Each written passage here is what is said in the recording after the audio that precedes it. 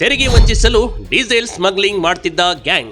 Gulf ದೇಶಗಳಿಂದ ಕರ್ನಾಟಕಕ್ಕೆ diesel ಕಳ್ಳ ಸಾಗಣೆ.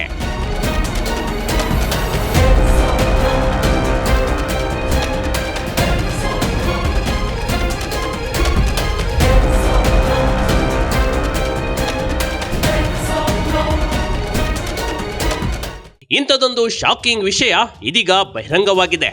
ಚಿನ್ನ ಸಾಗಾಟದ ಬಗ್ಗೆ ಕೇಳಿದ್ರಿ, ಅದೇ ರೀತಿ ತೈಲ ಸಾಗಾಟದ ಗ್ಯಾಂಗ್ ಒಂದು ಪೊಲೀಸರು ಪತ್ತೆ ಹಚ್ಚಿರುವ ಘಟನೆ ಬೆಳಗಾವಿಯಲ್ಲಿ ನಡೆದಿದೆ.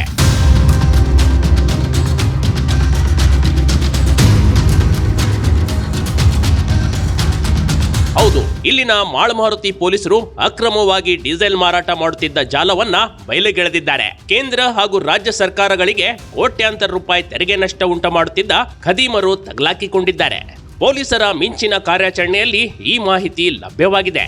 ಮುಂಬೈನಿಂದ ಬೆಳಗಾವಿ ಮಾರ್ಗವಾಗಿ ಬೆಂಗಳೂರಿಗೆ ಡೀಸೆಲ್ ಸಾಗಿಸುತ್ತಿದ್ದ ಮಾಹಿತಿ ಪೊಲೀಸರಿಗೆ ಸಿಕ್ಕಿತ್ತು. ಖಚಿತ ಮಾಹಿತಿಯ ಮೇರೆಗೆ ಟ್ಯಾಂಕರ್ ಮೇಲೆ ಮಾಳಮಾರುತಿ ಠಾಣೆ ಪೊಲೀಸರು ದಾಳಿ ನಡೆಸಿದ್ದಾಗ ಡೀಸೆಲ್ ಕಳ್ಳ ಸಾಗಣೆ ಬೆಳಕಿಗೆ ಬಂದಿದೆ.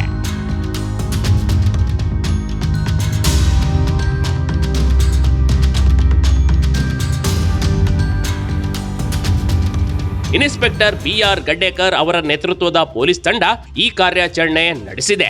ಯಾವುದೇ ದಾಖಲೆ ಇಲ್ಲದೆ ಪೆಟ್ರೋಲಿಯಂ ಉತ್ಪನ್ನಗಳನ್ನು ಸಾಗಿಸಲಾಗ್ತಿರೋದು ಪತ್ತೆಯಾಗಿದೆ. ನಮ್ಮ ಬೆಳಗಾವಿನಲ್ಲಿ ಇದು ಇಲ್ಲಿಗಲ್ ಪೆಟ್ರೋಲಿಯಂ ಪ್ರಾಡಕ್ಟ್ ಸಾಗಾಣಿಕೆ ಆಗ್ತಾ ಇದೆ ಅಂತ, ಅದರಲ್ಲಿ ಯಾವುದೇ ದಾಖಲಾತಿ ಇಲ್ಲದೆ ಅವರು ಡೀಸೆಲ್ ಕ್ಯಾರಿ ಮಾಡ್ತಾಯಿದ್ರು.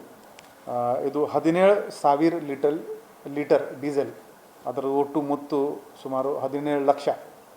ಇದು ವಿದೌಟ್ ಡಾಕ್ಯುಮೆಂಟೇಶನ್, ವಿದೌಟ್ ಪರ್ಮಿಷನ್ ಇವರು ಸಾಗಾಟ ಮಾಡ್ತಾಯಿದ್ರು. 17 ಲಕ್ಷ ರೂಪಾಯಿ ಮೌಲ್ಯದ ಡೀಸೆಲ್ ಜಪ್ತಿ. ಗಲ್ಫ್ ದೇಶಗಳಿಂದ ಹಡಗುಗಳ ಮೂಲಕ ಡೀಸೆಲ್ ಕಳ್ಳ ಸಾಗಾಣಿಕೆ. ಪೊಲೀಸರು ತಮ್ಮ ದಾಳಿಯ ವೇಳೆ ಸುಮಾರು 17 ಲಕ್ಷ ರೂಪಾಯಿ ಮೌಲ್ಯದ 17,000 ಲೀಟರ್ ಡೀಸೆಲ್ ಹಾಗೂ ಟ್ಯಾಂಕರ್ ಅನ್ನ ಪೊಲೀಸರು ಜಪ್ತಿ ಮಾಡಿದ್ದಾರೆ. ತನಿಖೆ ವೇಳೆ ತುಮಕೂರು ಮೂಲದ ಟ್ಯಾಂಕರ್ ಮಾಲೀಕರಾದ ಅರಿಹಂತನ ಪಾತ್ರ ಬೆಳಕಿಗೆ ಬಂದಿದೆ. ಇದರ ಹಿಂದೆ ದೊಡ್ಡ ಮಟ್ಟದ ಸ್ಮಗ್ಲಿಂಗ್ ಜಾಲ ಇರುವುದು ಸ್ಪಷ್ಟ. ಗಲ್ಫ್ ದೇಶಗಳಿಂದ ಅಕ್ರಮವಾಗಿ ತೈಲ ಉತ್ಪನ್ನಗಳನ್ನ ಭಾರತಕ್ಕೆ ತರಲಾಗುತ್ತಿದೆ.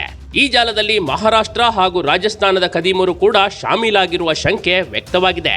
ಇಷ್ಟು ವರ್ಷಗಳ ಕಾಲ ಈ ತೈಲ ಕಳ್ಳ ಸಾಗಾಣಿಕೆ ದಂಧೆ ನಡೆಯುತ್ತಿದ್ರೂ ಯಾರಿಗೂ ಗೊತ್ತಾಗಿರಲಿಲ್ಲ ಎಂಬುದು ಅಚ್ಚರಿ ಮೂಡಿಸುವಂತದ್ದು.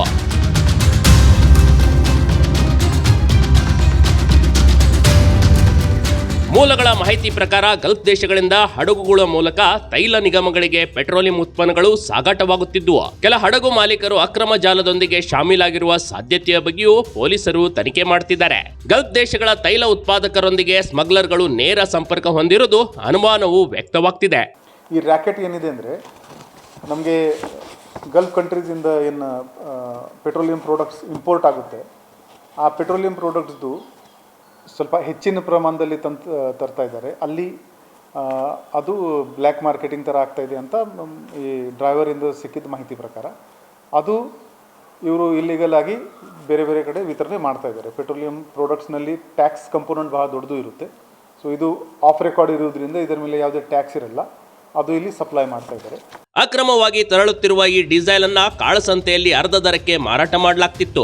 ಮಹಾರಾಷ್ಟ್ರ ಹಾಗೂ ಕರ್ನಾಟಕದ ವಿವಿಧ ಡೀಸೆಲ್ ಬಂಕ್ಗಳಿಗೆ ಸರಬರಾಜು ಮಾಡಿರುವ ಸಾಧ್ಯತೆ ಇದೆ. ತನಿಖೆಯಿಂದಷ್ಟೇ ಈ ತೈಲ ಕಳ್ಳರ ಕರಾಮತ್ತುಗಳು ಹೊರಬೀಳಬೇಕಿದೆ. ಸದ್ಯ ಪೊಲೀಸರು 2 ಆಯಾಮಗಳಲ್ಲಿ ತನಿಖೆ ನಡೆಸಲು ನಿರ್ಧರಿಸಿದ್ದಾರೆ. ವಿಶೇಷ ತಂಡಗಳನ್ನ ಮುಂಬೈ ಹಾಗೂ ರಾಜಸ್ಥಾನಕ್ಕೆ ರವಾನಿಸಲು ಸಿದ್ಧತೆ ನಡೆಸಲಾಗಿದೆ. ಪ್ರಕರಣದ ಕುರಿತು ಇನ್ನಷ್ಟು ಮಾಹಿತಿ ಸಿಕ್ಕರೆ ದೊಡ್ಡ ಜಾಲವೊಂದು ಪತ್ತೆ ಹಚ್ಚಿದಂತಾಗುತ್ತದೆ. Big TV Karnataka, Belagavi.